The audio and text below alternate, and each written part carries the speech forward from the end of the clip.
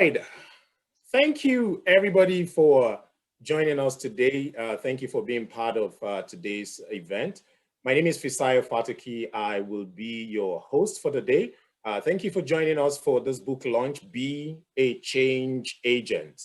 I just want to let you know that we've got a few things lined up for you today. And, I will quickly just show you what we are going to do today, and then we'll get into the event of the day in itself. We are so pleased that you have made time to be part of this event today. And, as we proceed, you see some of the things that we will do, and I'll just run you quickly through our agenda for the day. And while that is on the screen for everyone to see, I want to say that if you're just joining us, please, just a few housekeeping items. If you don't mind putting yourself on mute, if you're not on mute already, and please keep an eye on that such that throughout the course of the event today, your microphone doesn't just come on live. For people who just joined, my name is Fisayo Fataki. I am the host for today. And right on your screen right now is the agenda of what we'll be doing today. I am just welcoming everybody at the moment. And once I'm done, I'll do like a quick intro. And I would also introduce our author for today. I call him Professor. Some people call him Doctor. But I'll get to that point in a second, and then I'll do a proper intro of the author.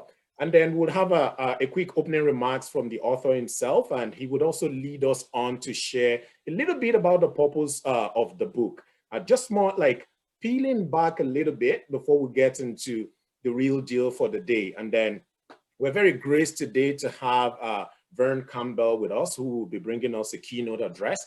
And right after the keynote address, the author will have an opportunity to do a bit of the book reading for our pleasure today. And then we will get into an opportunity for the sneakers, those people that snuck in early enough to get an insight about the book, to just bring some comments about their experience with the book. And then we're going to throw it open to everyone who's had an opportunity to read the book to also bring some comments and share some comments with us today. And then there will be an opportunity for everyone who's yet to lay their hands on a copy of the book. I've got a copy right here for everyone to see if it's not blended in my background. Okay, yeah, there it is. So we'll have an opportunity to buy the book live while we're on this event today. The book is available on Amazon.ca, Amazon.com, and some other bookstores that have online presence. So you would have an opportunity to be a part of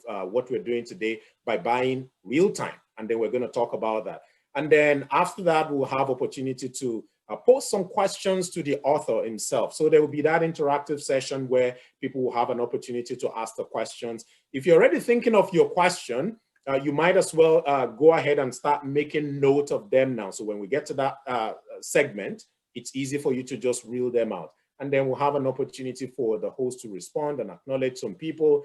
And last but not the least on our agenda today, there are some door prizes to be won. You ask me, why door? It's a virtual event. Anyway, you can call it whatever you want to call it, but there are some prizes, amazing prizes to be won at the end of the day. And it's only if you stick around till the very end that you know what would be the criteria for being a winner for the door prize. So that's a quick agenda for the day. And, like I said, I know people are joining us from all over the world right now. There are people from Canada, there are people from the United States, from United Kingdom, from Nigeria, and other parts of the world. So if you don't mind, just to make this very interesting, if you get into the chat box, if you just type where you're joining us from today, that will be awesome. We want to see people that we have from all over the world. It will show your name, but then all you just need to do is, hey, Winnipeg, Manitoba. I know that that's in Canada. So if you're joining us from any of the provinces or territories in Canada, we'd like to know if you're joining us from outside Canada as well. Yes,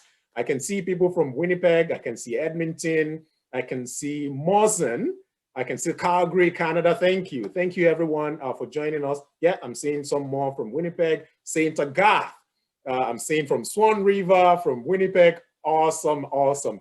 Thank you. Thank you for being part of the event today. So without any further ado, I want to just give you a quick bio about our author for today.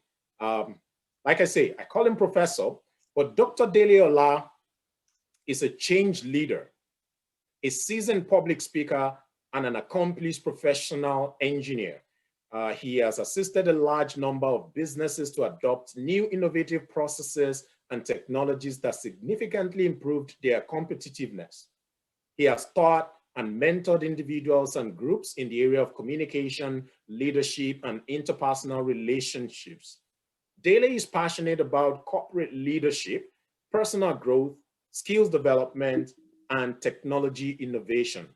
Dr. Ola started his career in the management consulting industry when he joined Accenture, a global Fortune 500 company.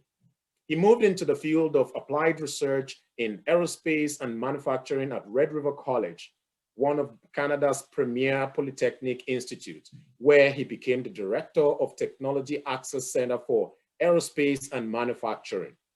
Dr. Ola earned his Doctor of Philosophy degree in mechanical and manufacturing engineering from the prestigious University of Manitoba here in Canada.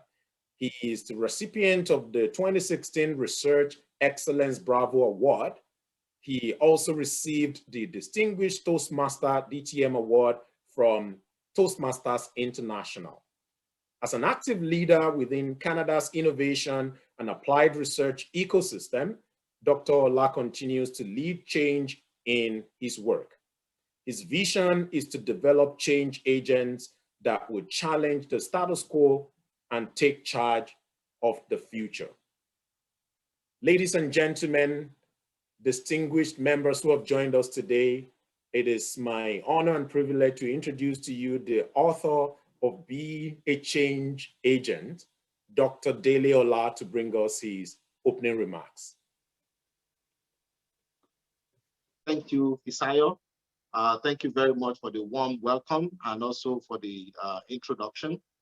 And I want to thank everyone today for signing into this call. Thank you. I'm so very grateful. It's a great honor to have you in this wonderful book launch. It's virtual, it's COVID all over the world. And we thought we should still celebrate all the same. So I really appreciate your coming into the meeting today. I know that you are very curious. Everyone is curious about what's happening. So why is Dele writing this book? What's the book all about? Why was it written? What's the purpose of the book? Who cares about the book? So many other things. So some people have questions, some people want to celebrate. That's okay. Your curiosity will be satisfied today, and all those questions we will try as much as possible to answer. Now, getting gradually into the purpose of the book, let me start with this common question. So it's a question that has caused lots of debate all over the world. A question that you are familiar with, you probably know this question. And it is a question that says, are leaders born or made? Two different schools of thought. If you ask people, if I try to do a poll on this call today, maybe 50% of the people would say, yes, leaders are born. When you think about people like Abraham Lincoln and Winston Churchill and all the great people, Nelson Mandela, Martin Luther King Jr., you will see that they have this intrinsic ability to succeed as leaders. And we tend to think that, yeah, they were born leaders. Some would differ to say, no, that's not true. These people groomed themselves. They grew up to become the leaders that we know them to be. So that debate doesn't have to come up today. But I want to tell you what I found. So in my recent search, I was listening to the late Dr. Miles Moreau, and he said something about that debate. He said that we are all born leaders, but we must become leaders. Now, that got me thinking. So every single one of us has an area of niche. We have our own gifts, we have talents, we have abilities that are peculiar to us. So whether we acknowledge them or not, every single one of us is born with something that is unique to us. But the truth is that we need to become leaders in those areas. Everyone is naturally endowed to do something that is spectacular. But we see that people go through life and get to the end of life and never really realize any of those potentials. So it is true that we are all born with something, but we must become that thing that is our purpose. Now, this is where it's becoming interesting. So we must step forward to become who we have been designed to be. That means that when we are talking about leadership, leadership is not really about governing people or, having authority over people. It's really about you being able to manifest in the area that you have been gifted in. That means that all of us are agents of change. So you are an agent of change. I am an agent of change. Now, let's leave that leadership debate on one side and let's talk about the world. The world that we live in today is very, very dynamic. It's an understatement to say that things are unprecedented in our history. I wasn't born in 1960, but if you look at what fast meant in 1960, it's not the same as today. Fast today is faster than it was 50 or 60 years ago. Things are going really, really very, very fast. Change is always upon us. And it doesn't matter what we do, whether we plan for change or not, whether we want the change or not, things are changing all around us. There are three different categories of change that I've found. Number one, we have the inevitable change, change that will happen irrespective of what we do or neglect to do. The second one is what I call the changeable change, because we have an ability to forestall our own future. When things are changing and we don't like the direction of the change, we can intervene and do something. Then we have the third category of change, which is the much needed change, the change that somebody can create and bring about in the world. And we can feel the impact of change everywhere. Think about technology, look at the political landscape, look at the economy, look at the global pandemic, look at how everything is changing. Now, I came to realize several months ago that we must respond to change. And if we are responding to change, there are 5 possible responses that we can have to change. Number one, we can decide to do nothing about change. Absolutely nothing. Those who do nothing about change, they become the victims of the circumstance because things will change irrespective of what we do or neglect to do. The second possible response, we can resist change. Now, if that change is a moving train and we resist it, we can get run over. But if it's a change that we can actually stop, then we become a stumbling block. So that second response has its consequences. The third response is that we can accept change, adapt to the change, and do what is needful to adjust our plans so that we can still succeed despite the change. The fourth possible response is that we can plan for change, we can manage change, we can control change, or we can change the change altogether. That makes me remember the words of Maya Angelou. Maya Angelou said that if you don't like something, change it. If you cannot change it, then you change your attitude. So the truth is that we can plan for change and we can change the change if we don't like it. And the last one, which is the most important, is that we can create the change that we need the whole world to see. And that is the whole essence of this book. Now, back to the fact that everyone has gifts, talents, and abilities. You and I must lead change in our area of niche. Whatever talent, gifts, or abilities you have, you must step forward. You must lead change. So this book is all about providing leaders, teams, agents of change, a framework for evaluating their own skills, to check their mindset when it comes to change, and also to help leaders and agents of change to predetermine their response to change. Now, while I know that we are going to talk more about the book later, I will stop there, but I want to stop with a quote from President John F. Kennedy. He said that change is the law of life. Those who look only to the past or present are certain to miss the future. Those who look only to the past or present are certain to miss the future.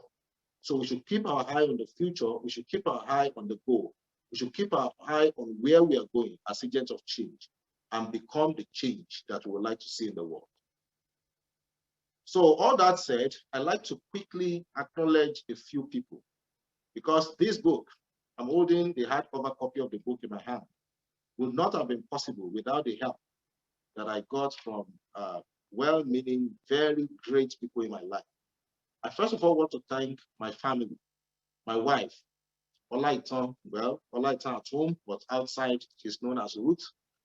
The truth is that we went through this book word for word, paragraph by paragraph throughout. Every single dot in the book she was aware of. She was side by side with me all throughout. Thank you very much. And I want to appreciate my children, Inilua and Ishelua. These kids are so tremendous. It will interest you to find that the figure on page 71 of the book, which has to do with roadmap, that 3D figure was designed by Nilua. She was the one that crafted it. If you want to see, you can just look through the book and see the wonderful work. I'm so very grateful to have it. Now, if you turn to the back of the book, the whole back cover is all what we call advanced praise. There are 8 of them there. And I want to call names, really. I want to appreciate these very great people in my life that helped me to review the book, that gave me very honest feedback on how to improve the book. And they are the sneakers of today. And we're still going to be hearing from some of them. I'd like to thank my good friend from Tech Access Canada, who's the executive director, Tech Access Canada, Ken Doyle. Thank you so much, Ken, for all the great insights. I want to thank Pastor Aubrey Khan from Church of the Rock, Winnipeg. Thank you for that very valid, great advice on how to improve the book. I'm grateful. My good family friend, Dr. Dami Abidapo, I thank you so much. Thank you for the late night reviews and all the insights and all the discussions on the book. I want to thank my supervisor, Ray Homsing. Ray, I learned a lot from Ray. Ray is a mentor. Ray retired from our program last year, but I still call him my supervisor because that's the way I see him. Ray, I thank you so much. Thank you for all of your help. I want to thank my friend and the friend of our family, Busola Bikoya. Thank you so much for all the dots, all the edits and all the things that were done on the book. I'm so grateful. And also my colleague and friend, Heather Smart. Heather is the Director of Engineering at Precision EDM here in Winnipeg. Thank you so much, Heather. I thank you. My good friend, Okoyemi Onifade, who is the CEO of Afenoid Enterprise Limited in Nigeria. Thank you, Okoye, for those 2 hours that you sat me down and you took me through every part of the book. I'm so grateful. And also to my good friend, Dr. Tulu Lokwesha-Jobi of the University of Calgary. Thank you, Tulu. Thank you for all the sleepless nights. Thank you for all the great work that you did on the book. So those are the 8 that I reviewed. Now, I have 2 other people that I'd like to acknowledge. Rotimi Ojo and Kunle Ola, thank you for helping on the questionnaires. I needed to test the questionnaires. I needed to make sure that it's accurate and it's good. These 2 people really helped me. Now, as we move on to the other part of the program today, our host today, Fisayo, has given me the honor of introducing Van Campbell, who will be doing the keynote speech. I don't know where to start, but I'll keep it short. Van is my mentor. We met 6 years ago, and my life did not remain the same. I really thank you, Van, for all that you have done. For those that don't know Van, Van is a very well-respected engineer in our community here. Lots of experience in the energy and utilities industry here in Canada. When Van left the private sector, he left as the general manager of Northern Blowers here in Winnipeg. But right now, Van is the principal of process management and also an engineer in residence at the University of Manitoba. I want you to join me in welcoming my mentor, Mr. Van Campbell, for the keynote. Thank you. Thank you, Dele. I'm assuming everyone can hear me. Sure, Perfect. yes, I can hear you. Yes. It's the wonderful thing about this video world. You can reach out to so many people around the world, but there's always that question, am I okay? Dele, I'd like to thank you for your kind words and congratulate you on this fantastic accomplishment. It's a pleasure for me to be at your launch. It was, I mentioned I was honored, humbled, privileged when you asked me to write the foreword and also to provide a few words today. So thank you so much. I read Dele's book again this past week, and it's the third time that I've been through the book. I read the manuscript, I guess, the second time through the book. And each time I've read the book, it's like I know the quality of the writer and the thought process when I read something more than once and continue to learn. And Dele's book falls into that category. So as I was going through Dele's book again this past week, I continued to learn lessons, and some of them were lessons I've learned, but I wasn't conscious of. And some of them were new lessons for me.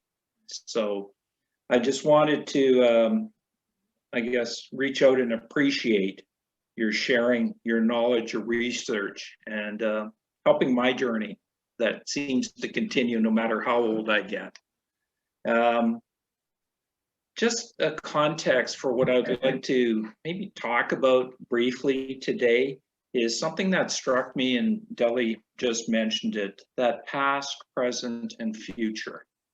And I think about past, and interestingly enough, my brother, who's a structural engineer in California, and I were just talking about it, and maybe that's one of the things that happens as you get older as well. And what we were talking about is the past is good for learning and for memories, but you have to be careful.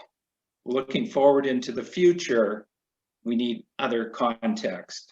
And as Dele mentioned, part of my past, and I value that, is meeting Dele about almost exactly 6 years ago. And Dele wanted to advance his, I guess, some of his learning as far as advanced problem solving goes. So Dele took my Lean Six Sigma Green Belt course, and then was challenged because the project he worked on was in a aerospace manufacturing organization here in Winnipeg, but it wasn't an organization that Dele worked with. And it was a problem this organization had been struggling. I think they had been working on it for 6+ months. When they asked if this sounds like a good project to challenge Dele on as far as problem solving. So Dele went into the organization as an outsider and to work with a team there on a very difficult problem. And Dele, to his credit, very quickly earned the respect and engagement of this team of high caliber people who had been working on this problem. And over the course, I think it was about 4 or 5, maybe 6 months, Dele, it was quite a while anyways, that I remember we had numerous conversations, and it required a lot of perseverance to get through the project. And Dele and the team succeeded in accomplishing the objective, and it was around a defect and trying to dig in and understand what was causing nonconformance. And Dele demonstrated to me his perseverance, his passion, his competence, and his ability to work with those people and lead that team to success. And that really stood out to me. It was very, I guess, the character and the hub of Dele's wheel, that character showed through. And that leadership, those leadership attributes, and what I was seeing at that point too is the potential for Dele, and it was amazing to me. So it was an eye-opening experience for me, and it was a wonderful experience that Dele's and my paths came to cross. And so I appreciate that about the past and the opportunity to continue on.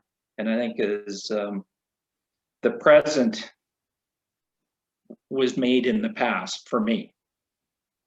Now, Dele has, to the benefit of myself and I think many other people, has encapsulated his insights and captured them in his book to share with us. And I find that extremely valuable for me. And as I mentioned, to me, it adds to the book of knowledge. It's a holistic approach to understanding change and leadership. And something I mentioned I see all too often is leaders reading the latest Harvard Business Review article, and that becomes their journal for moving forward, as opposed to the holistic approach that Dele takes, and I think encompasses Dele's life as well. Dele's in a unique position from a technology, from his positional aspect, from his keen interest and ability or desire and passion to learn and to help people.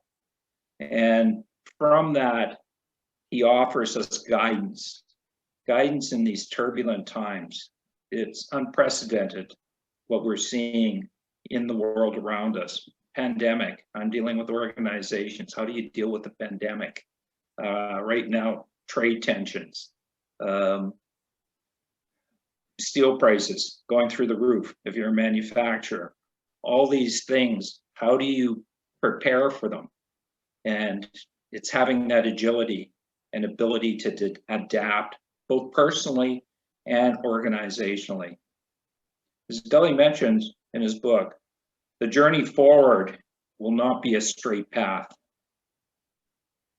There's going to be many unknowns that will require us to have courage every day, to be adaptable, to be agile, and to be resilient, just to keep going and to learn. And that's both organizationally, personally, nationally, culturally. There's just a tremendous amount coming at us. And again, I appreciate Dele's insights into that systems approach. The wheel model I like at the core, character, ethos. The Veritas acronym for the spokes. Again, those just rang true to me. And they had been in my mind, but they're articulated and put forward and raised my consciousness. And again, Dele, I thank you for that, as well as your insights into the change team. So it's a tremendous accomplishment, what you have done. And I think what you have provided myself, and I am guessing many other people, is with a tremendous gift to help us as we try to learn more about how to navigate personally, professionally, with our families, organizationally, this world we're in right now. Just looking forward to the future, and I don't want to burn too much time. I do teach, and so I'm used to giving 3-hour lectures, so I'm trying not to give a 3-hour lecture. Looking to the future, what I found is aspiration. What is our mission or purpose? Why am I here? And the question that follows that, for me anyways, as I'm reading the book and thinking, is how good can I become? How good can my contribution be to myself, my family, my organization, society as a whole? Looking at that world of change, the rapidly changing world, look at our work. Who would have thought a year ago we would be working the way we are? Organizations operating the way they are, with the majority of people not in an office building, working remotely, learning All my classes at the university are online.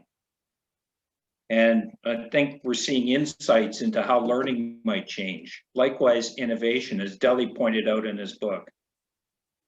I think my own personal development and what I recommend to others, I think Dele's gift in the book provides a foundation as a nice workbook to work our way through. An individual by the name of Dr. Bob Rotella, who's a sports psychologist, wrote a book called Golf is Not a Game of Perfect. And he talks about a commitment to improvement is not a casual thing. And that goes for ourselves personally. So as we look at the book, commit to improving ourselves, and then plan, do, check, act, try, work to improve ourselves. What is our potential? How do we realize the best me? Recognizing there's no silver bullet. And then I'd say just enjoy the ride. It's life. We need to enjoy it. So just in closing, I just wanted to, Dele had a couple quotes at the back of his book that struck me. And there's numerous, I had a hard time picking these out. But the first one is expect change in every aspect of life, irrespective of what we do or neglect to do. Know that change is inescapable. It's coming at us, whether we want it or not. Accept that every one of us has the potential to be an agent of change. It's a choice. And I think it's a powerful choice that we can influence the future. And approach every aspect of life with the fact that today is the future that we changed yesterday. I had to read that a few times to get my head wrapped around it, but it was very, very powerful. And dare to take charge of the future. So in closing, Dele, again, thank you. I'm just humbled to be in this position. And I want to congratulate you, your family, and everyone that contributed, as I mentioned, to this gift you have given us. And I'm eagerly looking forward to your next book, Dele. So that challenge is there. I'm not sure what's on your timeline, but I'm looking forward to it. So I'd like to thank everybody. Thank you again, Dele, for just everything. So, and I look forward to the future. So thank you. Thank you so much, Vern. That was very inspiring. And, you know, as you were just talking through everything, I was keeping notes as well. And I like the fact that you blended a few things. You talked about the past, the present, and the future. And, you know, you infused that into this book that we're talking about as well, Be a Change Agent. And, you know, I was thinking about it myself too. And I said, we all know it, that change is imminent, right? Change will come.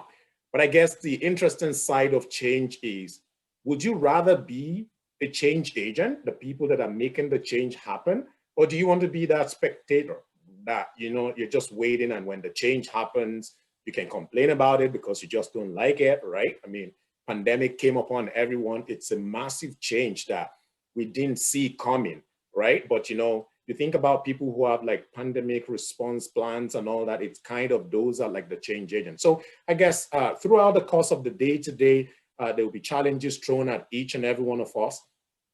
Which side do we want to be, right? Do you want to be on the side of the person who's the change agent, or do you just want to wait for the change to happen? So thank you once again, Vern, for sharing your wisdom and for your thoughts. And there are people on this call today that recognizes you very well, and they're already in the chat saying, hey, I attended one of his classes and all that. So good to see.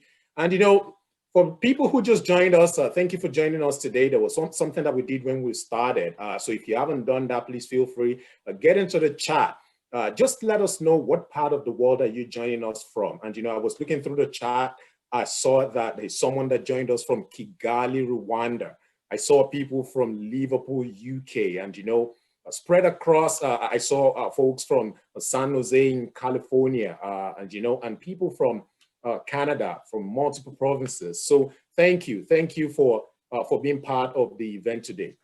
So moving on real quick, we are to get into that portion where we will be doing the book reading. So for those who have read the book, yay! Thank you for reading the book. And for the people who haven't read the book yet, maybe you got your copy or you bought your copy. It's an opportunity for you to get an insight into what the book is all about. So Dr. Dele is going to give us a teaser, right, from the book. And, we're going to listen to him read. But just before he does that, I would want to show you guys a quick video that will lead us on to that portion where Dele would actually read to us. Please enjoy this short clip.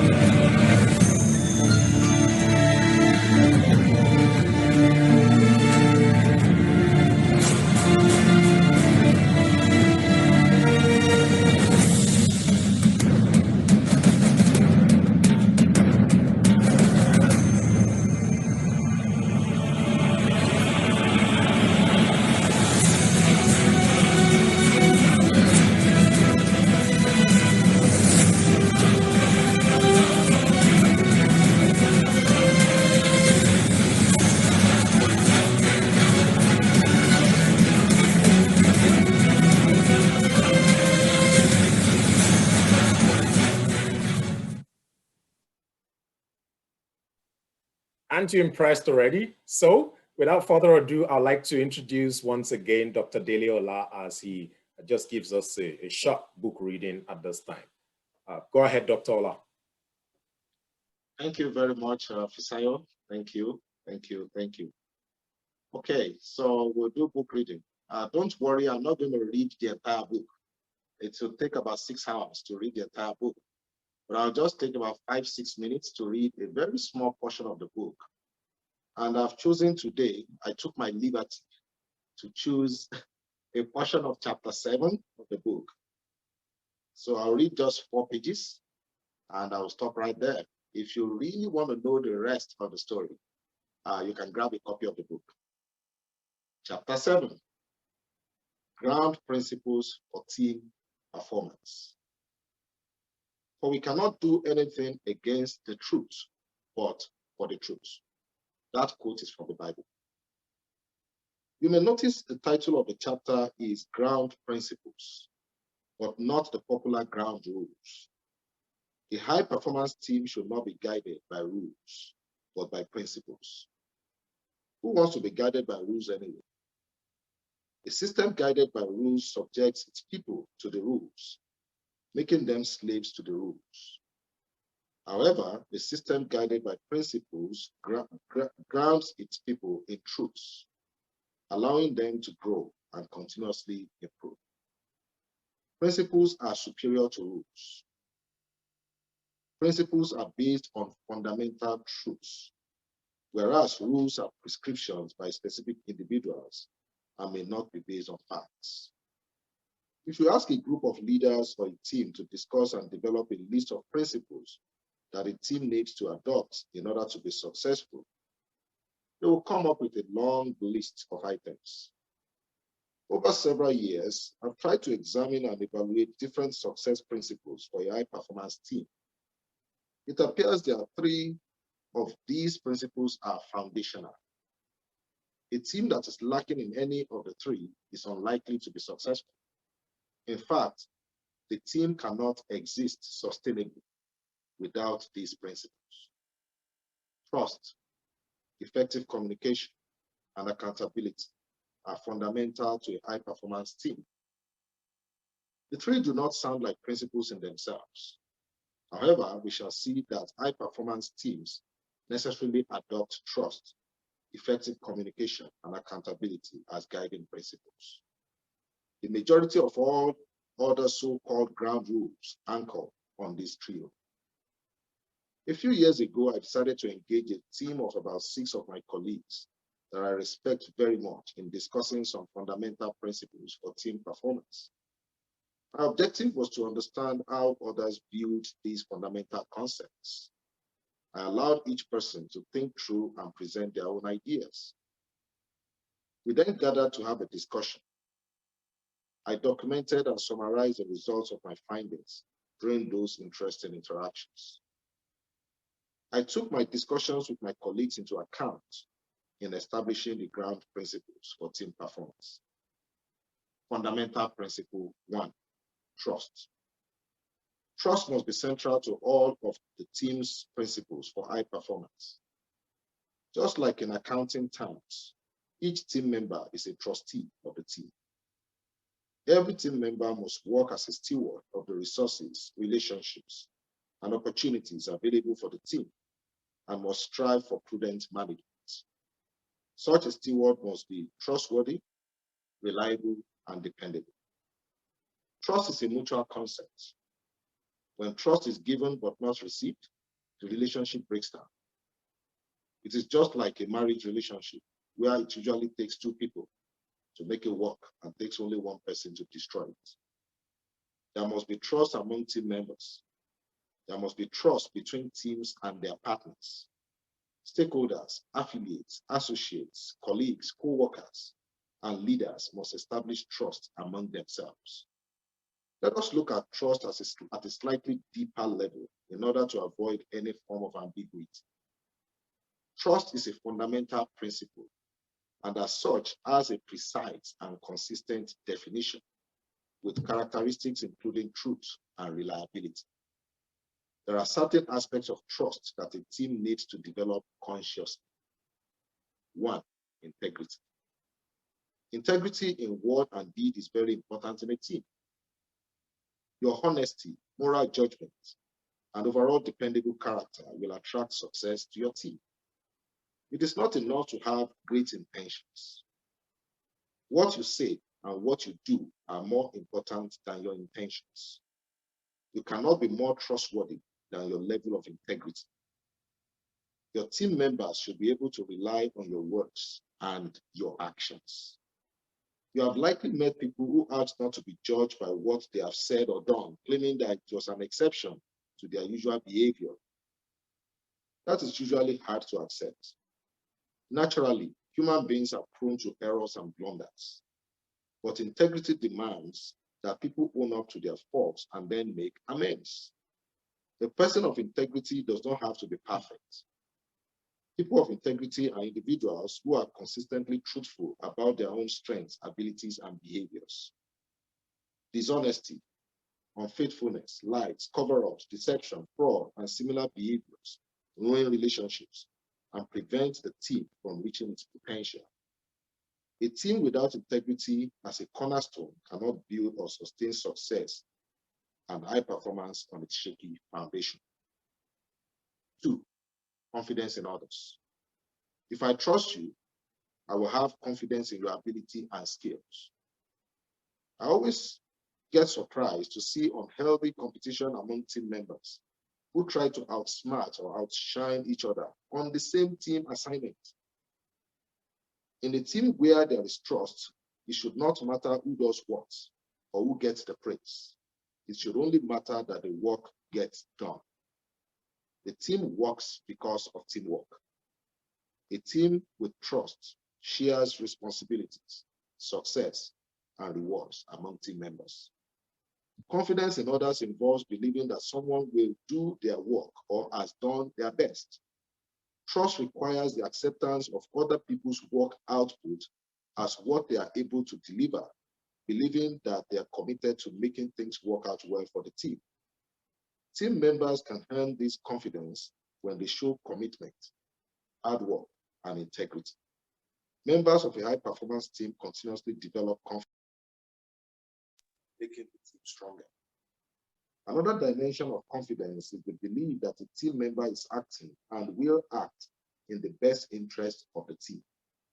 Trust requires that the team members' work for the team reflects their commitment to success for the team, and that other team members accept this offering as the best that the team member can do in favor of the team. This does not include actions and representations that violate laws, lack integrity, result in conflict of interest, or threatens public safety. 3, environment. And because of time, I will not continue. So trust is the fundamental principle. And I have about 4 different items under that. And of course, the second one is effective communication, which is my favorite in this path. And also the last one is accountability. I encourage everyone to pick up a copy of the book and get familiar with the content of the book. Thank you very much. Oh man, why do you have to stop? I was, so I held my copy again and I was just following along as you were reading. And then you said 3, and then you stopped. Come on. But in any case, that's just a good teaser. Thank you, Dele, for reading that to us. So it's an encouragement for people who haven't read the book to, if you already got your copy, maybe it's a good time to read. I heard stories of people who thought, you know what, I think I'll just see what the book is all about. I'll pick it up and read a few pages and then I'll see what it is. And then they never put it down. It is interesting because it's got, you get, if you're very techie and you're interested in tables and formulas and all that, you knock yourself out in the book. And if you just want to follow along with a good thought process and good flow, you would also find your place in the book. So thank you, Dele, for sharing that moment with us. And I can see a few more people joined as well. And, you know, we see even Dele's dad and mom on the call, which is awesome, right? People from Calgary, we have people from Ottawa, and thank you for joining us. So we're moving to the next segment of the event this afternoon. We are going to have some comments from the sneakers, right? The people who had an opportunity to have an early review of the book. And I know that some of them are on this call, and I did a quick search and I noticed that Ken Doyle is actually here. I don't want to put you on the spot, Ken, but I want to say you're the first person that will go. So in the next few minutes or thereabout, we'll just give opportunity, just a few minutes here and there for you to share your thoughts and some comments about the book. So you know yourselves, if you're one of those sneakers, I will come to you. I'll look for you on this call and, you know, I'll just mention your name to do that. So Ken Doyle, if you don't mind, if you can unmute yourself and just share a few words, or what would be your comments about the book. Please go ahead, Ken. Absolutely. No, and thank you for the invitation, and congratulations again, Dele, on this awesome achievement. I absolutely loved the book from cover to cover because the historical examples to underscore the importance of the different points that the book illustrates were interwoven with tangible examples from Dele's life, incorporating his family and stuff he's experienced, and it really made it real for me and an incredibly enjoyable read. But just being able to contextualize everything and make it tangible really helped really emphasize a lot of the important points in this book, and I highly commend it because I've read quite a few books on management and change, stuff like that, but this one really spoke to me because it was so personal, because it was so real, and I sincerely appreciated that Dele was able to put that into black and white for everybody. So it's a phenomenal piece. Thanks, Doyle. That was short and sweet. Thank you. We want to provide opportunity to a few people who have also read the book to share their comments as well. So here's what I'm going to do. If you are on this call and you have managed to probably read the book, do you mind just using, I think, with your hand raising feature within the participants list, if you just put up your hands and then I'll see like a few people that have had an opportunity to read the book. F. Dorn. Fred, you've got the floor. Please go ahead and share some comments. And well, I just wanted to congratulate Dele on the publication. I think it's a great job. I found it fascinating that he created it as a workbook. So true to Dele's way of thinking and his sort of penchant for detail, he walks us through and sort of leads us on a path, which I thought was really great. I particularly found the areas on change and education and in innovation fascinating because that's the world that we had worked in for a number of years. I just want to congratulate him again and tell everyone that I think it's a worthwhile read. It's a great job. Take care. Fred. Thank you very much, Fred. Thanks. I'm trying to look out to see if there's anyone else who's putting up their hands to share some of their thoughts or comments on the book. I don't see any hand up right now, but if there's anyone who wants to share a comment right now, do you mind just putting up your hand, and I'll look out for you and you can share some comments. Okay, I see Tolu. Please go ahead, Tolu. All right, Dele, congratulations, and thank you, Fisayo, for that, for moderating the session. I had the opportunity to review the book while Dele was writing it, and the book actually came on while I started thinking about transition into management in my roles as an academic, an associate professor, where focus is mostly on research and less about how the university system runs. And been thinking about this while I was on sabbatical leave, and Dele called me up and said, I'm writing a book on change, and the concept of leadership and change management and self-development has been something that I've known Dele to be passionate about since 1999 when we met in our first year of university. And that has mostly dominated my discussions with Dele as well, because we always think about ways to grow as individuals and also make important contributions in the places where we work. And so when Dele said he was writing, I said, okay, those are the things that we're going to talk about.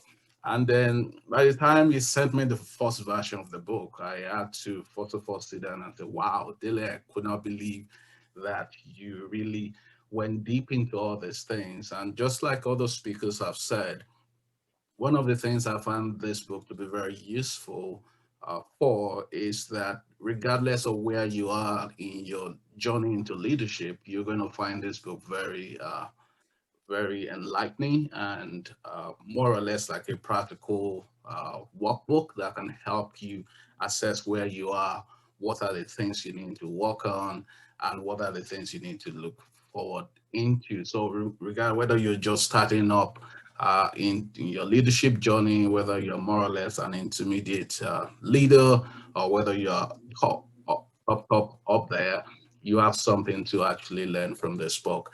The part that actually fascinates me the most is actually the future of learning. Being an academic in a university system, immediately COVID started, I began to really think about how this is going to impact higher education the way we've always known it. And Dele came up with this roadmap and said, okay, this is what the future of learning is going to be like. Of course, we had a bit of debate about this, and we're just, okay, these are just ideas. Are these ideals? And we go back and forth.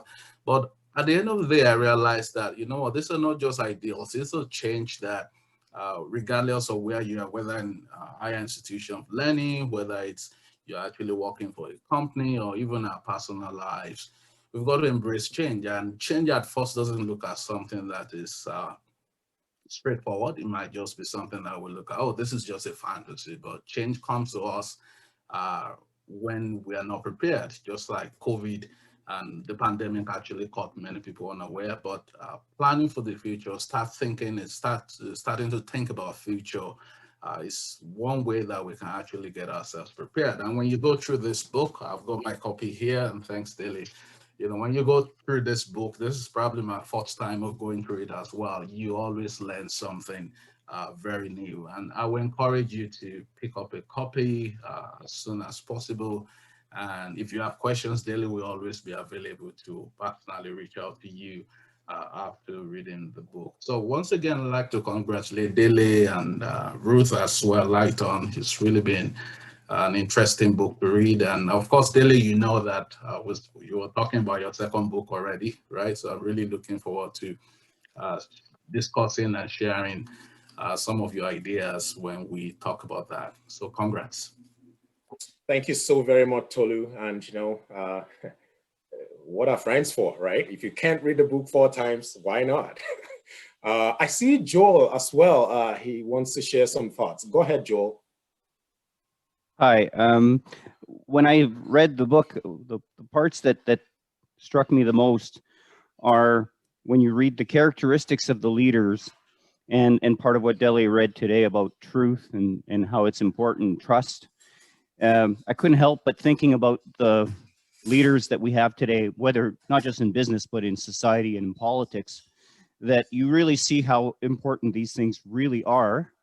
And you can tell where they're missing, and you can tell when they're there. And that really struck me is there's a lot of examples of leaders that Dele gives, but I couldn't help to be drawn to different examples in my own life and in the news and things like that. So I thought that was a very interesting read. It's not a dry business book. There is an applicability to your everyday life.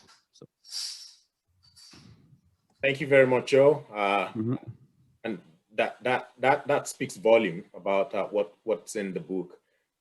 So I will give opportunity to a few more people that may want to share some comments and thoughts, because we'll still get to that opportunity where you can ask questions about the book or just ask questions in general from the author. But, you know, just to take a few more comments from people who probably have read the book, or, you know, they want to shine a spotlight on a particular segment of the book. So I'm looking through here now to see if there's anybody else who wants to put up their hands to share some thoughts.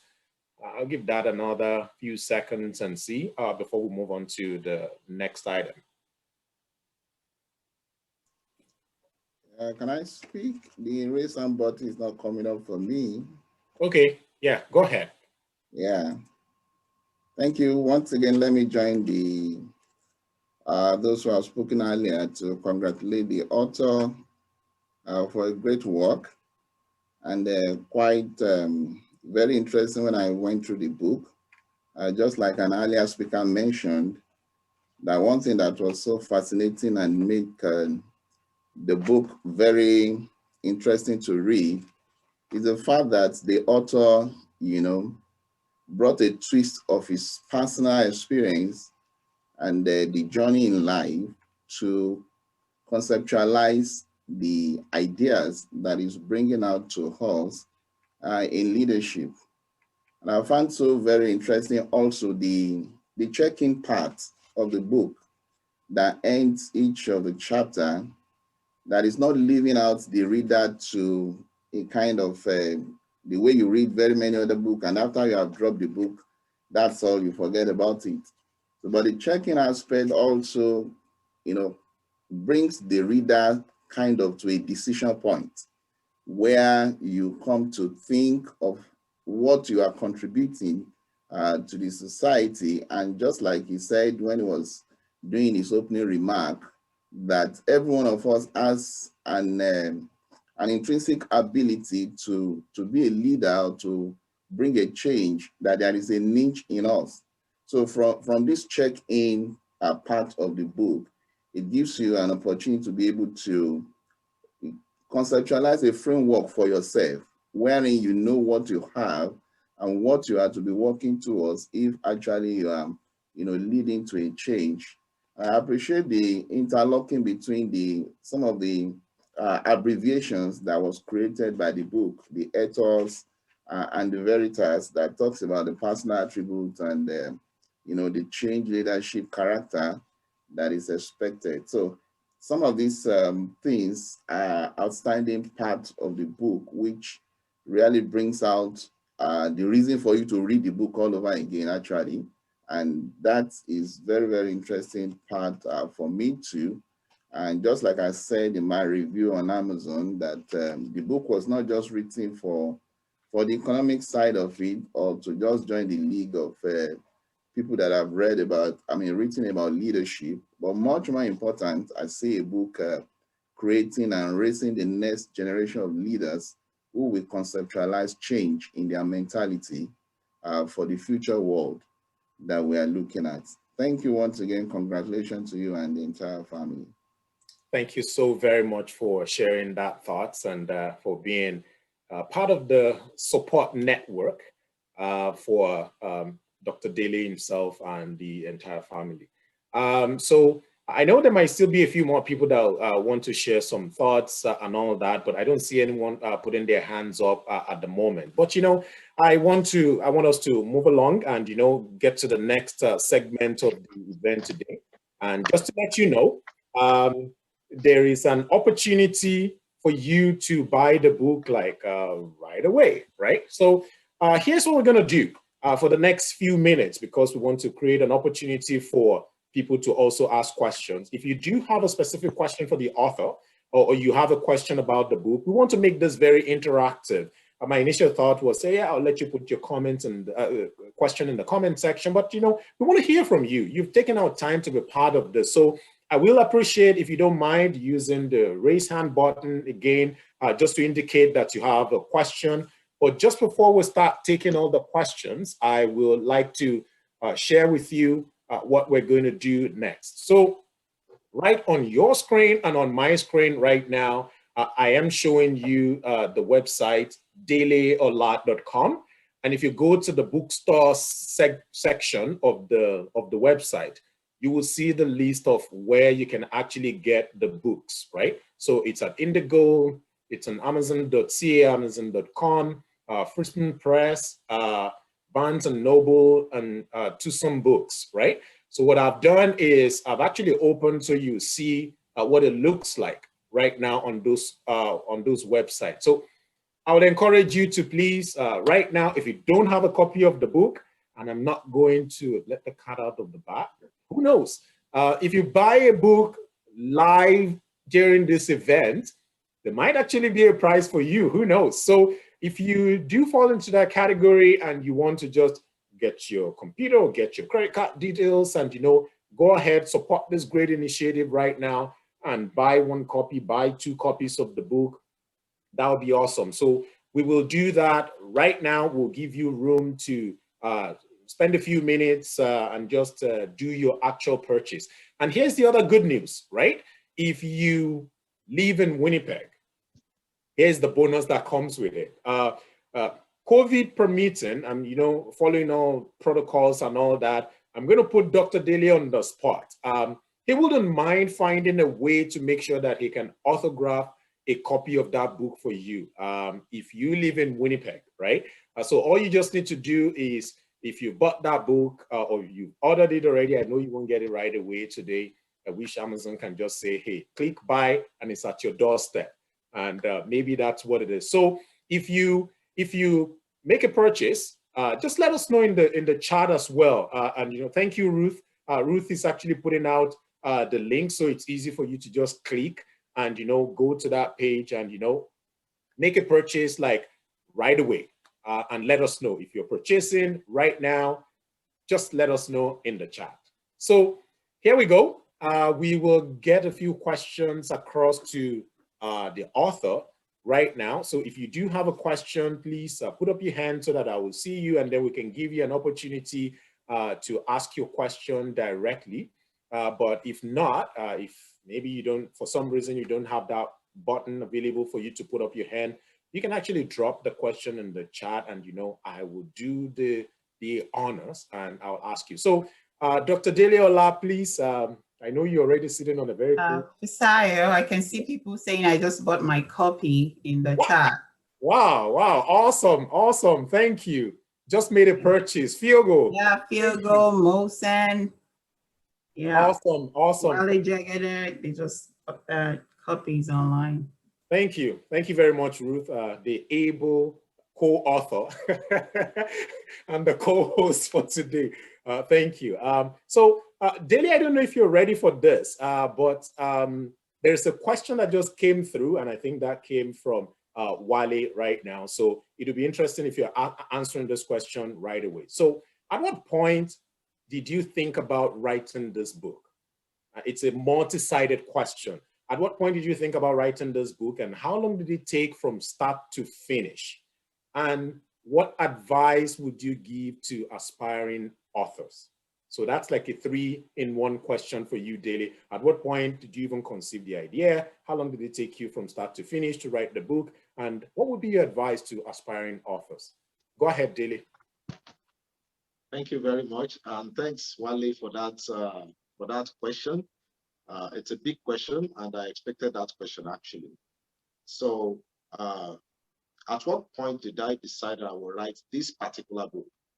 So I think I've had the plan to write a book like this for a long time. I would say maybe a few years ago, but I did not do anything about it until 2019 when I started collecting my thoughts together. So I started in a jotter. I began to put things down. I began to write points as they came to me. But I did not get into the actual writing until early 2020. That was when I summoned the courage to start putting pen on paper. And I would say that every author is different. Some people will tell you that it took them 5 years to write a book. Some will say it took them a week.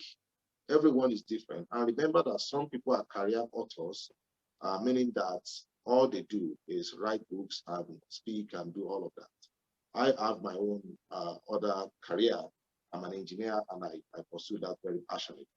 So in terms of the actual writing, like everyday writing of the book, it took me 4 solid months of everyday writing. And I still remember those nights. I will do my daily work close around maybe 6 p.m. every day. Then I get into writing, and I write into the night. So that's how I did it for the period of 4 months before the first draft was made. Now, in terms of what advice will I give to anyone that is aspiring to write? Well, the way a book is written is one word at a time. So I think the challenge for many is to start. Many of us have a way of going through things. Of course, when you start, you have to finish. And you know, in most cases, people have this idea that I will write a book, I will write a book, I will write a book. And you're waiting for that perfect timing when the book will start. But the truth is that it's not going to start, and the whole time of life will pass without you writing the book. So the way to write is that you just start writing. Don't wait until you have formulated all of the ideas in the world before you can start writing the book. If you have an idea today and you think it can become a book, start drawing something out, write an outline, begin to write subtopics, write things, just begin to write something. And before you know it, things will begin to come together. And it's also good to get people around you that can help you. Like as you could see today, we have a lot of people that reviewed the book. I think I probably have up to 11, 12 people that work through very tirelessly to help me on this book. So you need those partners, you need people in your life that can help you, that can keep you awake. And you need to tell people too that you are writing a book so that they can challenge you and they can ask you, so what chapter are you writing today? Or when are you going to publish the book? So the way we write a book is just start one word at a time. And before you know it, it's going to become a book. Thank you so very much, Dele. For all the aspiring authors out there, that's it. That's the secret. It is one word at a time. One word at a time. That's it. So I hope that there will be many more authors here from this event that would be inspired, and you know they want to take the next step. I can see that some other people are buying. Thank you very much, Mani. Thank you, Adefunke. Thank you, HA. That's the name that I saw. Oladele Oladimeji, Shegun Eludire. Thank you, thank you. So we're still giving room for people to make their purchase while we are here. And you know, I do have Timmy Ojo who wants to ask a question as well. So Timmy, I would like you to go ahead and just ask your question directly. Okay, yeah, thank you very much, Fisayo, and I appreciate this opportunity. I was raising my hand, but for whatever reason, Zoom didn't bring me up. I typically read really fast, but when I started reading Be a Change Agent, I'd find myself really just slowing down a notch and then slowing down 2 notches, and I just find myself wanting to just take my time to read it, and it's really uncharacteristic of me. And that's because I noticed when I read the first chapter, I read through quite fast, and I had to go back and reread it again. And again, we all read differently, but I just felt it has so many nuggets and so many principles that I just don't want to zoom past it. Now, my question is this, as a man of faith, as someone that is really passionate about your faith, and as someone that I really learn a lot from, How easy or how hard was it for you to write these wonderful principles that universally, regardless of your creed, faith, works for you? How hard was it or how easy was it without necessarily, including things that are specific about faith? Okay. Yeah, thanks, Rotimi. I'm not sure if I got the question very well, but you are looking at my personal faith life, maybe as a Christian, and how easy it is for me to write a business book that has absolutely nothing to do with faith. The truth is that everything is all interwoven together. And as you will see, the book is not outside of my personality. So sometimes we look at faith and we think that until we write 500 Bible verses in a book, that is not, that until we write 500 Bible verses in a book, we have not started, teaching somebody about the principles and all. But one thing you should realize is that even talking about the Christian faith, there is a lot of leadership ideas that you will gather from the Bible. In fact, let me let you into a secret. One of the greatest leadership teachers of our day today is John C. Maxwell.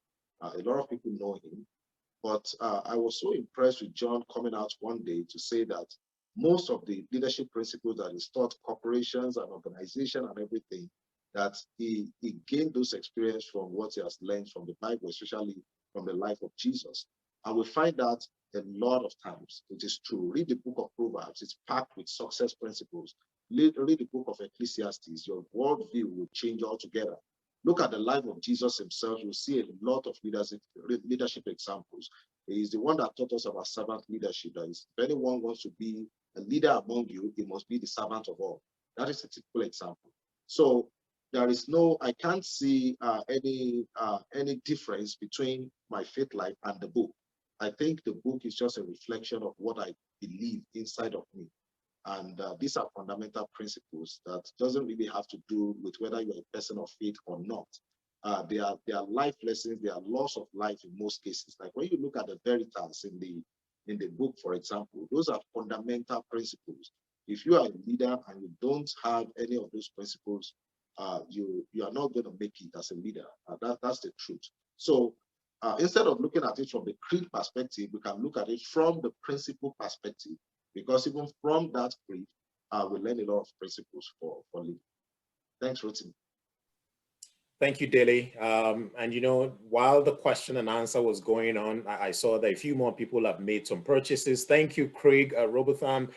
Thanks, Kunle and Ola. In fact, they decided to get 2 copies, not just for themselves, because I think they have copies already, but they said they want to give to friends. So yes, accept the challenge right now. Don't just buy for yourself, buy for your friends as well. Thank you, Femi Adedeji. Thank you, my very good friend, John Reyes.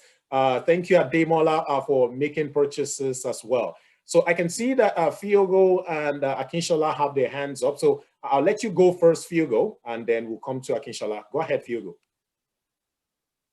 Thank you so much for the opportunity. And once again, congratulations, Dele. I'm a bit jealous I didn't have the opportunity to read this book before now, because I know we discussed about it, but I didn't know when you finished that. But congrats, never too late. I will get my book and I will read it. Just a quick question on one of the sneakers also mentioned that the second book is on the way, hopefully. So my question is, at what point do you say, oh, this book is going to be 15 chapters, or I'm stopping here, I've exhausted, or I'm done with this first book, and then what is the beginning of the second book? So the question is, at what point do you know you've said everything you want to say about this book to determine the number of chapters, and then what is, how do you draw the second phase? Yeah, thank you, Fiogo. The question you're asking is about the science of book writing. And one thing I learned when I was in the graduate school, I still remember my supervisor, Dr. Emcee Chatobedi. In those days, when he came around and we're in meetings, the question that he asked every one of us, he would just face me and say, Dele, so what's the story? So, and what he expects from you most of the time is that he wants you to talk about your research. So you start from where the story begins and you end it somewhere. So he just asks you, what's the story? And when I was writing my PhD thesis, one of the things I learned from him also is that whether it's an academic paper, a book, or whatever it is, you must have a start and a finish, and the middle must make sense. It has to flow. It has to be a single story. So if you write an academic paper, you want your paper to be a single story. If you are writing a thesis, you want the thesis to be a single story. So in writing books, it's not different. So the reason you are writing a book is because you have a great idea. So that idea must be the subject of the book from beginning to the end. And then you ask yourself, so if this idea is what I'm putting out there, what information do I need to corroborate that idea, to express that idea? So I think there is an intrinsic part of book writing that kind of allows you to know when a book is ending. It's not like you'll run out of ideas, but you know that you have actually said exactly what you want to say. So it may take you 10 chapters to do that. It may take somebody else 5 chapters. It may take somebody else 25 chapters to do that.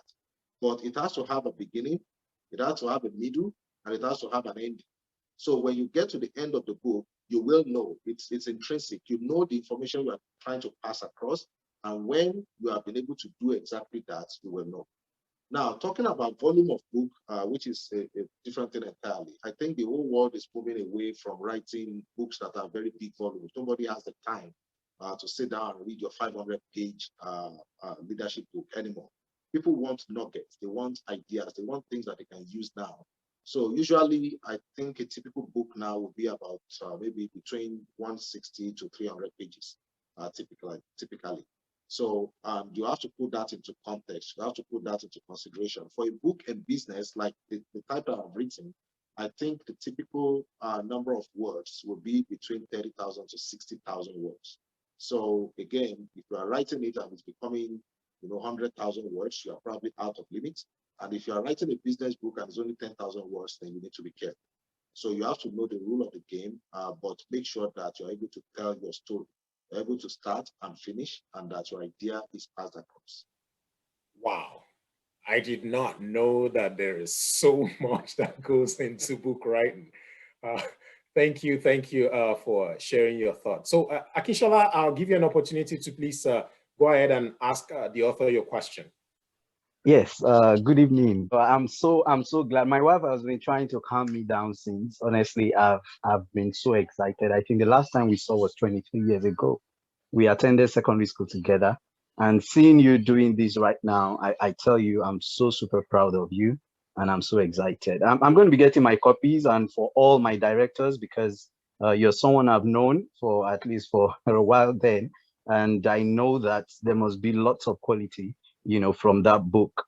So definitely I'm getting copies, and I hope we're going to get them in Spain because I live in Mallorca. So thank God for Amazon. So I'm going to order my copy right now after this meeting. So congratulations once again to you and the family. So I'm so excited, Dele.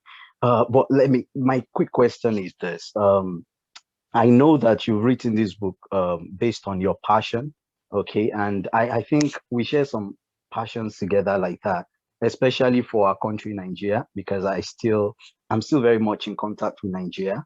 And like someone said earlier, leadership principles it cuts across every part of our lives, even politics. So my question is this: looking at the generation that we have, especially the crop of leaders we have in Africa generally, these are leaders that are not readers. Okay, they don't read books.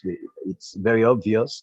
They don't follow any leadership principles. They are not readers. Okay, it's past those years when readers were leading.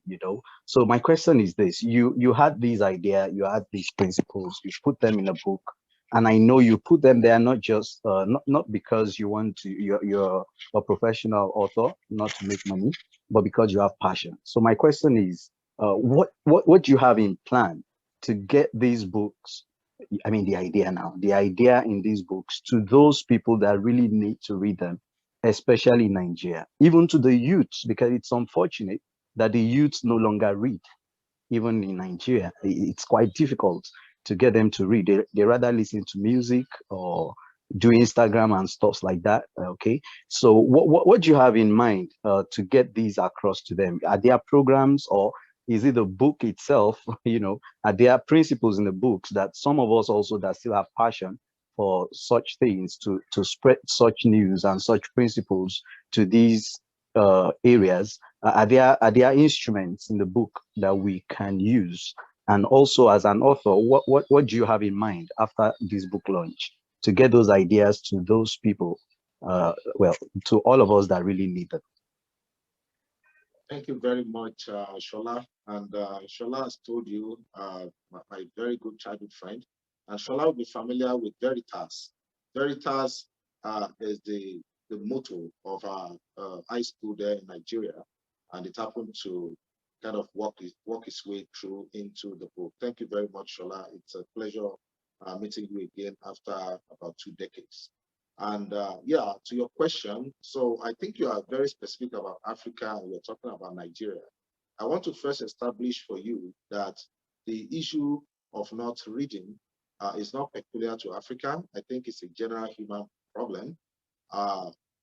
Majority of people just don't read. That's the truth. And you wonder why, because all of the wisdom that you require to do life and to become successful have been packed into these books and tapes by people. There are lots of successful people that have gone through this world and they have left their footprints in the world by putting them in a book or in something that people still don't read. And there is a common saying that if you really want to hide the truth from people, just write it in a book, because people won't read. So I want to establish, first of all, that it's not peculiar to Africa, it's not peculiar to Nigeria. It's a problem that is kind of prevalent all over the world. But that said, I still cannot deny the fact that in certain parts of the world, it is more cultural to read than in other parts of the world. And one of the things I said in the book is that knowledge is power, that knowledge liberates people.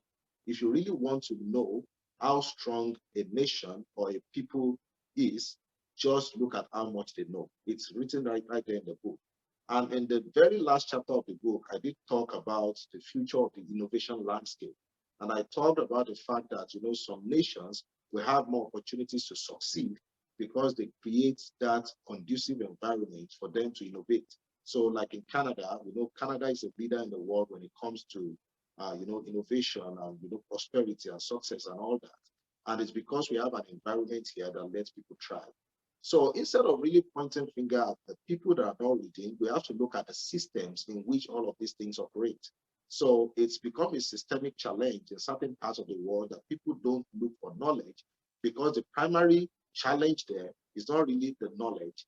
When people are still struggling to put food on their table, are still struggling to maintain a home, are still struggling to be secure, getting leadership knowledge becomes a secondary issue altogether.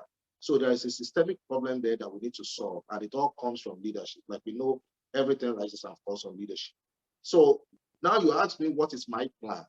So one of the things I'm hoping to do down the line is to be able to also get the book into the hands of publishing houses in other parts of the world.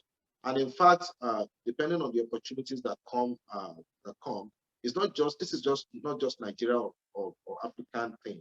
I'd like to get the book in other languages too. But the pathway to doing that is not straight, just like it said in the book. The pathway to any great achievement is not a straight line.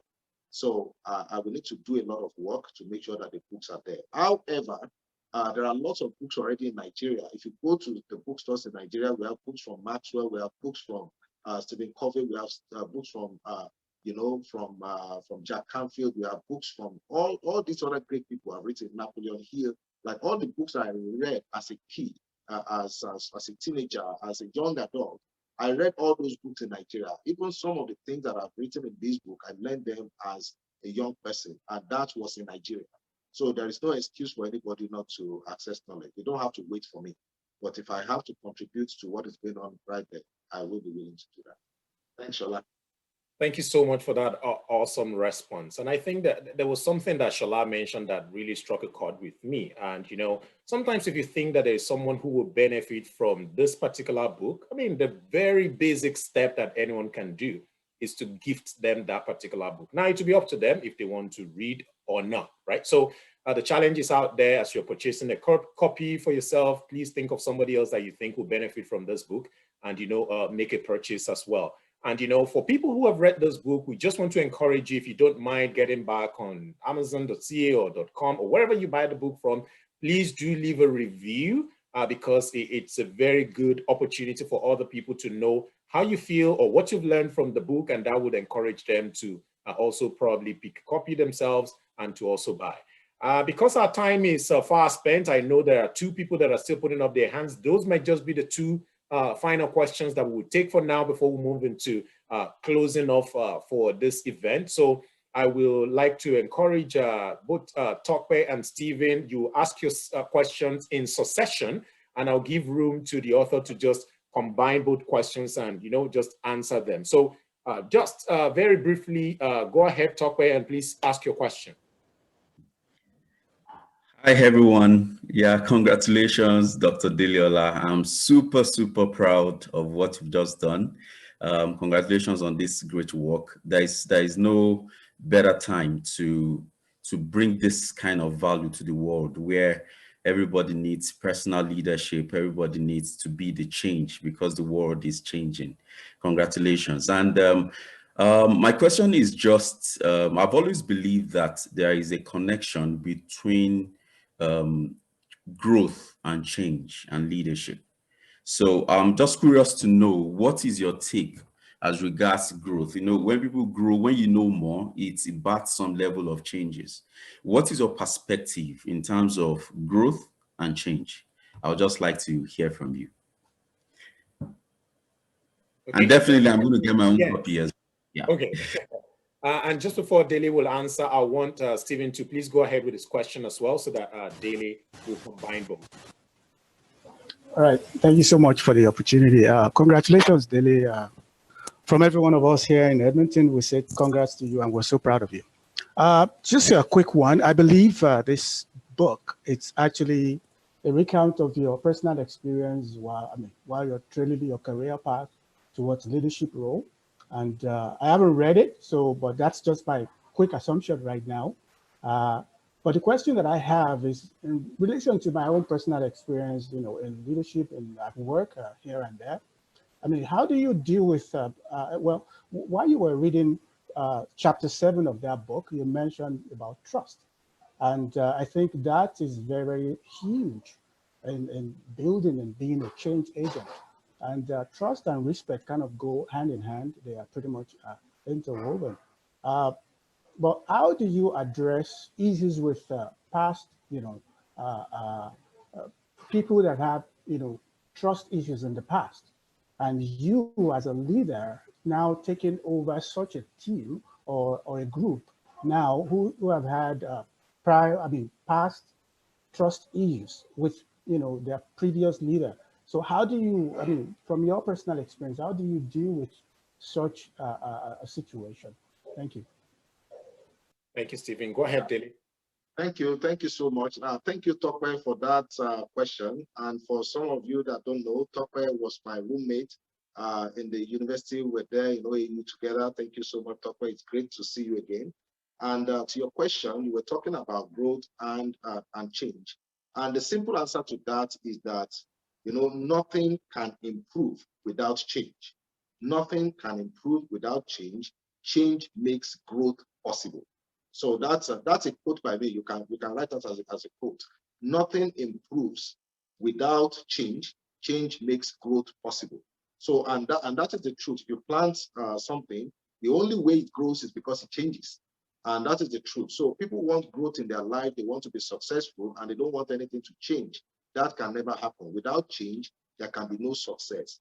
Nothing succeeds without change. Nothing grows without change. Change makes success possible. Change makes growth possible. So now to my very good friend, Stephen, again, we have come a very long way. Thank you so much, Stephen, for that question. And I know exactly what you are talking about. So we get into a team that has probably been broken already, where there is a lot of trust issues, and now you have to lead that group. One thing that I know is that when a leader shows up, everything changes. So leadership requires that you throw yourself out there. So when people I've seen in my very short career life, I've seen a lot of people change. People with like say attitude issues, people that will not work with anybody. I've seen them change just because of great examples. Now, everybody is looking for a leader to follow. If you show an example of leadership and you show that you really care about people, people are not, I don't usually see people as like anybody wants to really destroy anything. There is always an underlying issue. So what leaders do is that they go after what is underlying. Why is this person doing what they are doing? And once you understand that, and everybody in the team wins, then it's able to work. I've not seen anyone that cannot change to the positive. It's a myth to say that, oh, somebody is an outright, it's just like this person cannot change, that's their attitude. I've not seen anybody like that. I think people can change.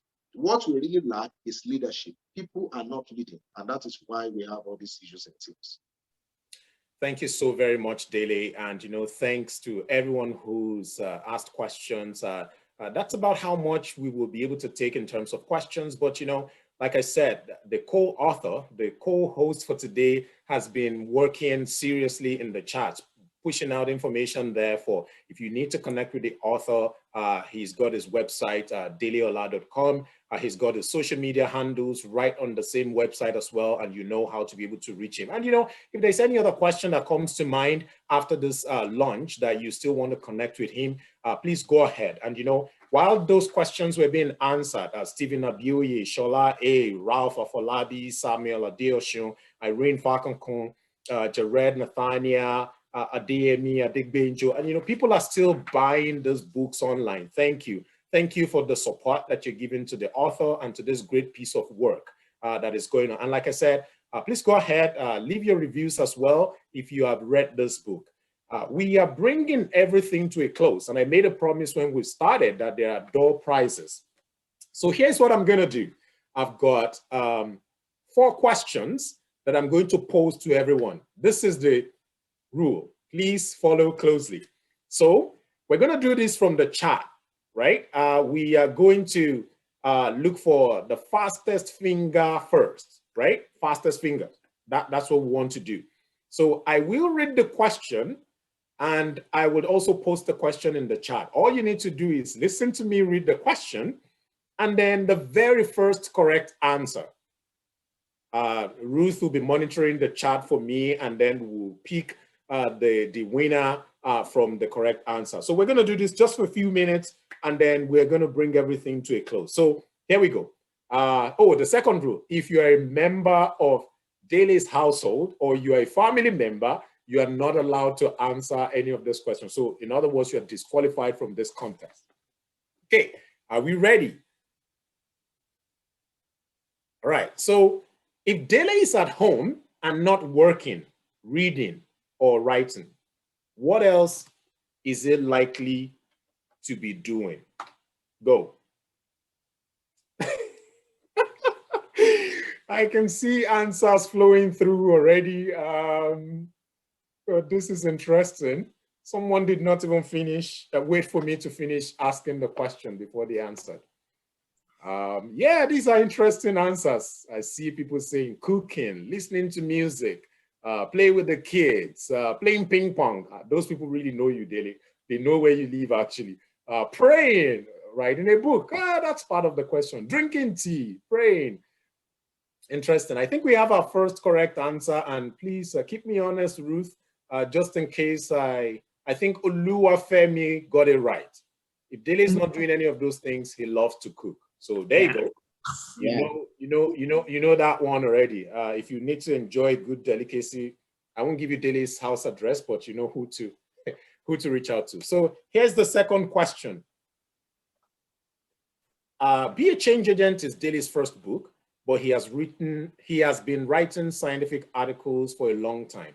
How many scientific peer-reviewed papers has he published? Go.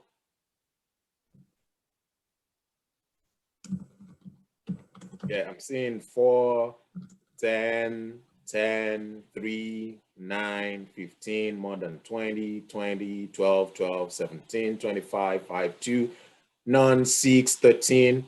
None of these answers are correct. Someone said you've written 56. Wow. 6. We'll do closest to 1, plus or minus 1. Okay, plus or minus 1. All right, there goes the judge. So I guess that's the end. No more entries, no more entries. And I think we have a winner. The closest to it is from Dr. and Mrs. Oshoba, because he actually has written 18 in total. So the answer is, well, the closest answer happens to be 17. So congratulations. And right, here's the next question. I said I've got 4, so getting ready for the third one. Right. In chapters 2, 3, and 4, Dele used the wheel analogy to describe the qualities of a change leader. Who can mention 3 of the 7 spokes of the wheel? Well, you're allowed to type. Yeah, Audacity is, well, that's 1. We need 3. 3 out of the 7. So to win it, you need to type all 3. The second person is disqualified. Because he knows about the book, right? Yeah. I think AE, whoever AE is the first person. All right, please stop all entries. I think we got the fastest finger already. The 7 spokes of the wheel: vision, emotional stability, resolve, independence, toughness, audacity, and synergy. Thank you. And the very final question that will qualify for the door prize today is this. Here we go. I feel like I'm the host of Who Wants to Be a Millionaire right now. Dele created a tool called Tension Equalizer to be used to evaluate the reader's team skills in the book. How many questions are in Tension Equalizer? Go.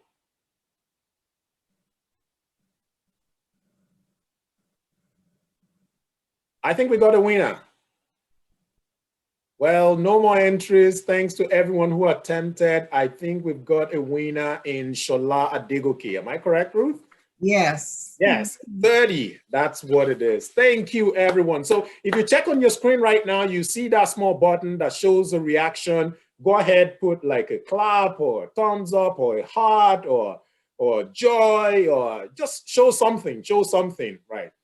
Thank you, thank you. Well, thank you everyone for being part of the event today. We'll want to turn it over to Dele to just do a quick acknowledgement as we bring this event to a close. Over to you, Dele. Thank you very much. Thank you, Fisayo. I'm so excited.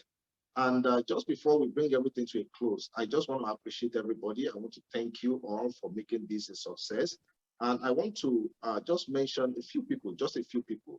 My family is here. You've heard like Dele Ola, Wale Ola and his family are here also. That's my older brother. And in fact, if I'm not mistaken, my parents are here on this call. Mr. and Mrs. Solomon Ola, I really owe you a lot. Thank you so much. Thank you for the discipline. Thank you for the upbringing. I love you. My brother-in-law is here, Bamidele Uni. Like I mentioned, that video trailer, the video that you watched, that was the handiwork of Bamidele Uni. I'm so grateful. I have lots of uncles, aunties, cousins on the call. I'm very grateful. One of the people that talked here today is the person of Fred Doan. Fred came in humbly and simply, but I really want to thank you, Fred. I thank you for being able to make a call today. Fred gave me a lot of opportunities. Many of the things I'm doing today, I would not have been able to do if 9 years ago, Fred would not have given me an opportunity to be employed in the job that I got into. And the rest is history, they say. The team that Fred was leading then now became the team that I am leading today. I thank you, Fred. I also thank Ray Holmesen also, who I was handed over to when Fred retired. Thank you so very much. There is somebody on the call also that I would like to honor and appreciate. We have a member of our Legislative Assembly here today. Thank you so much, John Rees, Honorable John Rees. Thank you so much for coming. I really appreciate your coming. And I really want to thank everyone. There are lots and lots of people here. Funke Oladeji, Ademola, Aderonke Adedapo, Adeyemi Adegbenjo, I can see you there. Someone is AE, Akelade, Dr. Antiti, thank you. Shola Budia, Amos Patokon, thank you so much. My friend Bayo, Bola George, Bola Pakweju, thank you so much. Bola Tito Fatoki, that's my cousin. Brent the Pap, I know that you are there, Brent. Thank you so much. These are my partners. Celine, I know that you have read the book. Thank you so very much. Ruth has told me a lot. Chris Basilio, my colleague, Craig.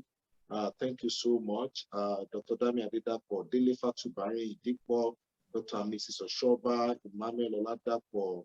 Thank you, Femi Adedeji, Fiogo, Benga Salah, Glory Forwarded. Thank you, Gordon. Someone is by the name H.A. Gwen Pham, thank you so much. I thank you, Jared. Thank you, Joe. Jojo, I'm so grateful. These are my colleagues. Thank you, KG. Thank you, Ken. Thank you, Kunle Oluwasegun. Thank you, Lekan. Lawrence. Thank you, Lola. Memi. Thank you so much. Those are from PGS Group. May. Thank you, Michael Obayuana. That's my brother also. Thank you. I have Mosen here also. Dele Ola Demeji, Busayo Fashidi, my very good sister. Thank you so much. Ulubenga Oluwafemi, Uni's family, Peter. I think that's Mr. Peter Adekunle. Thank you so much. Thank you for coming. My uncle Rafa Folabi, Samuel Adeoshun, Shegmi Ludire. Thank you, Sheyi Shola Adegoke. Thank you so much. Shola A. Stephen Abioye, Timitope, Timi, Ujo, Tope Lufiroye. I thank you, Viv. I thank you, Wali Jegede, Wali, the Adeyinka Azura and Shola. Thank you, Tope Adeyinka. Thank you, everybody. I'd like to mention everybody's name and thank you personally for everything today. Thank you for making today a success. And if there is anybody on the call whose name I did not mention, who I did not acknowledge as I should, it's not a deliberate oversight. I just appreciate everyone. Thank you for helping me. Thank you for making today a success. And to the door prizes, Fisayo, I need to mention that for the 4 people that won the door prizes, you are wondering what the prize is. You will get $20 Canadian dollars now, Amazon gift card. That's going to be the prize. Thank you. Thank you very much, Dele. And, I just posted something in the chat for everyone who's here. We really, really appreciate you spending the last, I'll say, 1 hour, 48 minutes with us here. And we know this is, at this time when you could be somewhere else doing something else. So I guess my next ask is that if you would not mind turning on your videos, we would just like to take a few screen grabs and, be in your best posture, put on that smile. We just want to keep record of today being the launch. So I can see smiles and I can see even some very big family get together on the screen. So I will move from screen to screen and then I'll take a few of the shots. So please just keep smiling and looking at your camera while I get a few shots in here.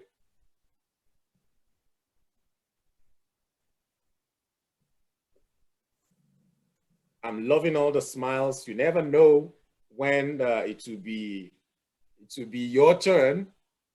As long as your video is on, that would be good.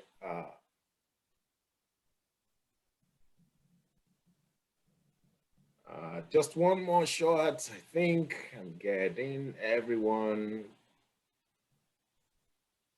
Brilliant. Awesome. Awesome. Thank you once again, everyone, for being part of the event today. Thank you to everyone who made purchases live. We appreciate all the help and the support.